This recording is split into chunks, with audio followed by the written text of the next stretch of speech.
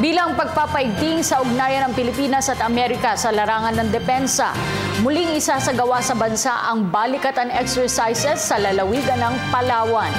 Muli namang nilinaw ng AFP na walang kinalaman ang naturang military exercises sa usapin ng agawan ng teritoryo sa West Philippine Sea. May ulat si Waywaya Macalma.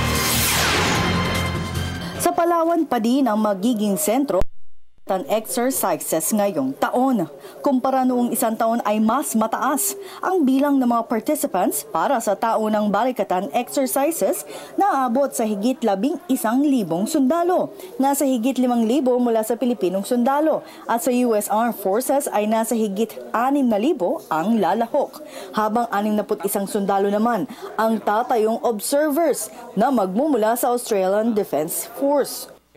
Yung pagtaas sa bilang ng mga participants sa balikatan exercises, ito ay nagpapakita sa tumaas din ang level ng commitment natin para matulungan ang ating bansa at yung pagtutulungan ng bawat bansa ang mga participants upang improve ang ating capabilities sa military to military engagements at maging sa non-military activities.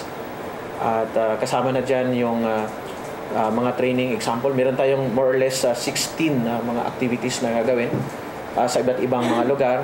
Aabot sa 16 na aktibidad ang nakalinya para sa balikatan exercises. Ang mga lugar na pagdadausan ay sa El Nido, Palawan, na kung saan dito ang Special Operations Event at Urban Search and Rescue Training sa Puerto Princesa, Palawan.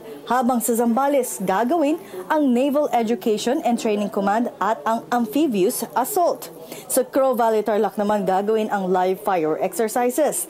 Muling iginiit ng AFP na walang kinalaman ang balikatang exercises na gaganapin sa Palawan na malapit din sa West Philippine Sea na kung saan nagsasagawa ng konstruksyon ang China. Ayon kay Kabunok, mahalaga na nagsasagawa ang mga sundalo ng mga ganitong senaryo, kagaya ng maritime security. Anya, ito upang handa sa anumang posibilidad na banta sa seguridad ng Pilipinas ang mga sundalo. Hindi naka-anchor dun sa activities ng China sa West Philippine Sea ang balikatan exercises. Ginagawa lang natin yung as plan, kasi ito, yung plan activities, kung matanda natin yung pumunta yung MDB, SAB last year. Nakalatag na ito yung lahat ng mga activities na ito. It was approved during that time. And in-implement lang natin ngayon.